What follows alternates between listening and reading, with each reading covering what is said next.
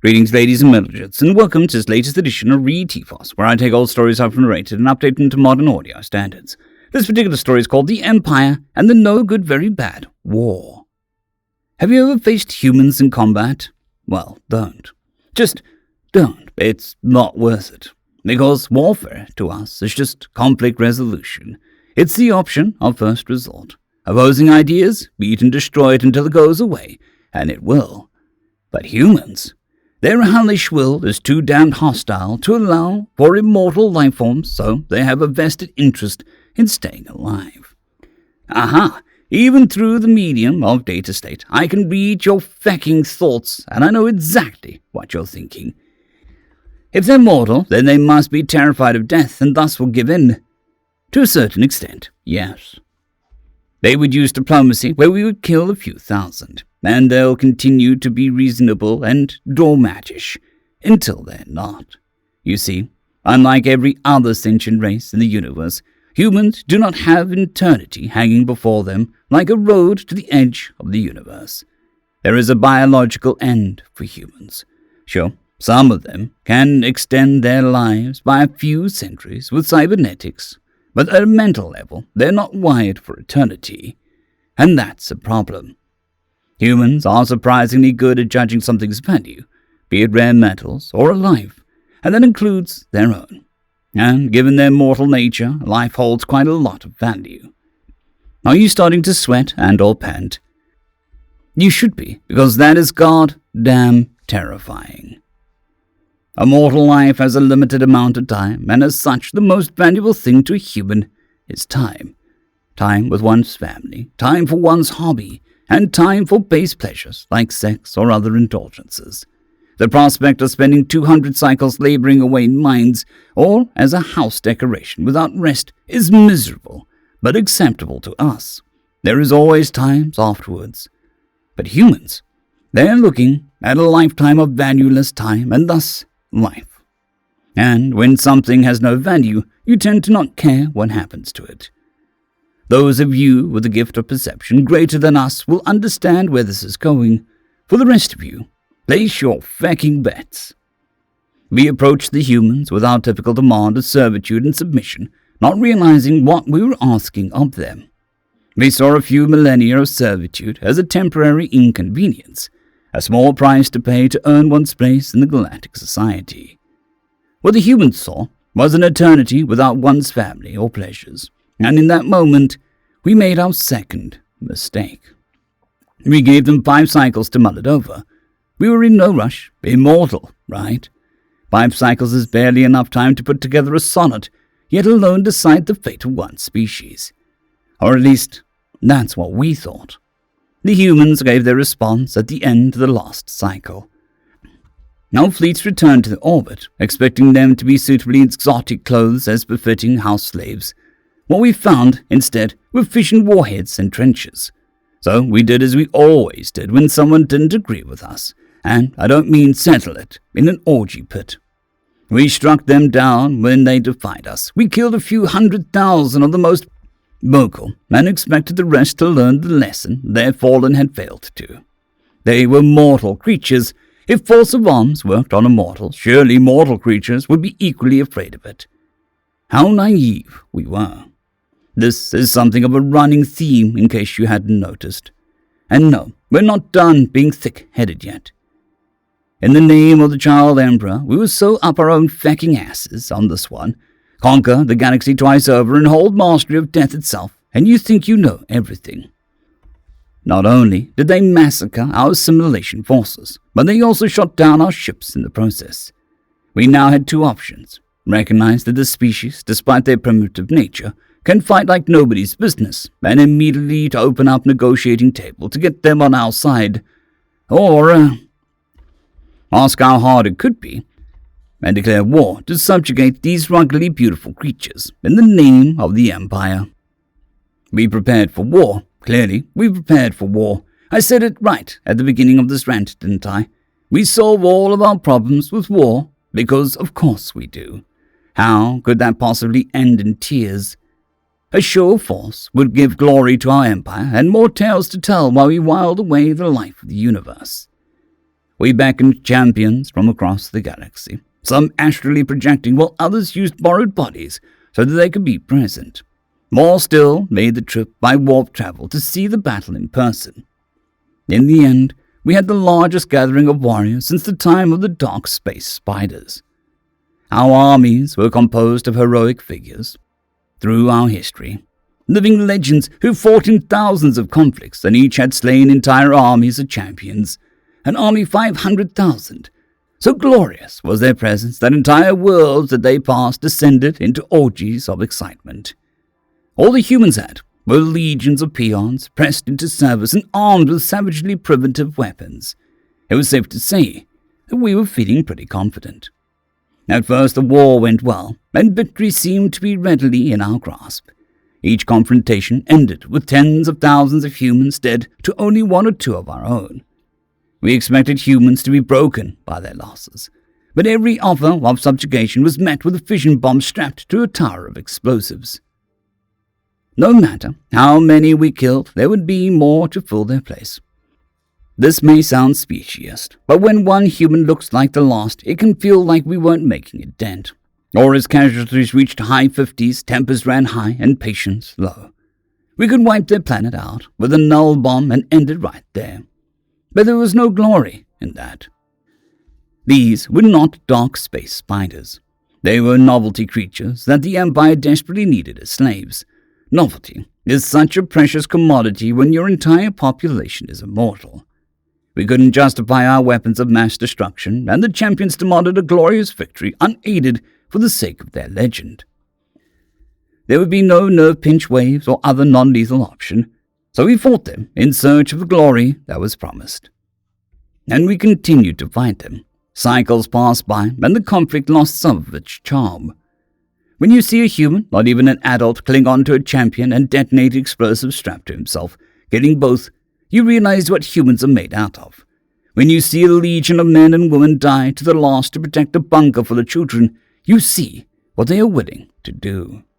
This was not honorable or glorious. It was miserable. We had lost thousands of our warriors to those very same conscripts. Entire worlds mourned the conflict when word reached them. It had only been 100 cycles, but we had lost so much. Yet still we don't realize what we were dealing with. We offered peace. We offered them a place amongst us as equals, an offer so unheard of that it caused 4 revolts and countless riots across our empire. This young race, all mortals, given the keys to our great empire, when so many more worthy races toiled as slaves to this day, unheard of. They refused our offer. Then it was at this point that we began to worry. That's right. Only after they had slain a few thousand of our warriors did we realize that we may have gotten in over our heads. The humans started a fast fight all those cycles ago with slug throwers, primitive devices that relied on the most basic physical laws to maim and kill. Barely more than novelties and crudity. Well, they threw molten metal at us. We were deploying tachyon lances and antimatter blades, the pinnacle of weaponry. I cannot fathom how many of them died fighting our champions, but with each one that fell, they gained an edge. Their short lives gave them an edge we couldn't have predicted. They were able to reverse engineer our weapons faster than we ever could. After 100 cycles, they were utilizing plasma rifles and plasteel armor, still technologically primitive devices, but now more than sufficient to kill one of our own. We took 50 cycles to collect ourselves and boost morale. We ceased hostilities in hopes that the humans would do the same, hoping that time would allow the humans to lose their bloodlust and see reason to our offer, which still stood. We were tired and desperate. Our eternal nature wished to be anywhere else at this point. It wasn't fun or glorious to kill so many humans. Apparently the humans didn't understand that 50 cycles was supposed to be a ceasefire, because I could have sworn that when we started this fight, they didn't have a spacefaring tech. Yet 40 cycles into our cease of hostilities, a swarm of human ships attacked our dock fleet and raided our ships. We were shocked that the humans would be so bold. We sailed forth to fight the humans within the confines of the ships. It'd be nice to kill a few thousand humans to get back into the spirit of battle. You know, As I transcribe this from my thoughts, it occurs to me that we were both an arrogant and naive race. Post-scarcity economics and entirety of indulgence combined with technological platitude may have softened us as a race. Back to how we learned not to trifle with mortals. While we were busy collecting ourselves and preparing for another clash on Earth, the humans studied our technology. An entire generation of humans raced to fight against us while we rested and relaxed, confident that we were untouchable. They didn't just match us, they defeated us. The generation of humans sent after us was raised without any indulgences. They were hardened and cold, raised on a broken world by broken parents. I was one of the lucky ones. I managed to escape while the human fleets chased the survivors to our border. The next 100 years were hazy as I spent most of the time on the orgy world of Nymphus, filling my veins with every intoxicant known to our race, in a desperate bid to forget the awfulness of that war. The idea that we could be defeated broke every conception I knew of my people. I was broken, 30,000 cycles of self-image caving in on itself. When I came to, I crawled my way off the world the broken feeling remained, and so spent another 100 cycles in meditation and living a simple life in a monastery enclave. 200 cycles. A blink for us, but who knew what had changed? My place of birth was a core world of our empire. I flew to it and landed in the capital. The first face I saw was that of a human. All of my nightmares came true as I screamed like a young man seeing his parents in the same orgy theater for the first time. I curled up in a ball of memories as cursed earth. Memories I tried very hard to purge from my mind came forward. When I was enslaved where I stood, I asked what the blue ether was going on. I won't recount 200 cycles of politics and social engineering, because your warpcom nerds just want to jerk it off to how awesome humans are.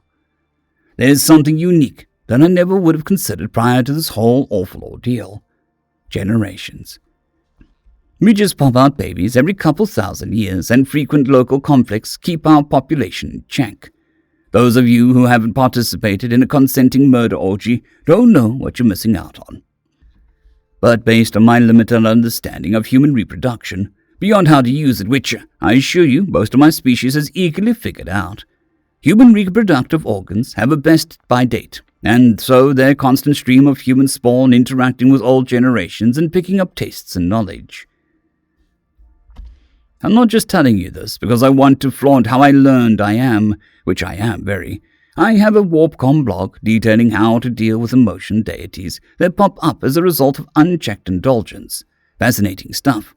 Anyways, because humans die on their own without outside interference, new ideas and new interests take hold in different generations. Take this conflict, for example. The generation that there's no other way of putting it, non-consensually genocided, absolutely hated us for reasons that are hopefully abundantly clear. They raised a generation that would rebuild Earth who has also hated our guts for, again, painfully obvious reasons. But that generation raised the ones that would kick our ass. Now that generation, we call them Generation Terror because that's what they inflicted on us. They didn't see us the same as their parents and grandparents. They saw us as the pathetic, all-powerful murder orgy attendees that you know and love. So they weren't as committed to the war as the old generation who was still in power. So the peace treaty gets signed and there's still a gaggle of issues, namely that they hate us and we're downright terrified of them. Escalation could happen, but that would be devastating for both of us. So another generation goes by and hey, look at that. There's peace, there's aliens, there's progress. This goes on for 200 cycles and now, I'm not sure. Some hate us, a large number have no issue with us, and some absolutely love us and make a mint at the orgy worlds. Like I said, novelty is a precious commodity to us. I don't know what the fate of our races will be. Perhaps a psionic plague will wipe us out, leaving our empire to mortals, or maybe we'll see a heat death of the universe side by side. As long as humans are on our side, I'm confident it'll go well. End of story. I would like to thank our T5 members and patrons, Casper Arnholtz, John Creighton, Vidmori, 050, Dragzoon WRE, and Elijah Silvercross. Thank you very much.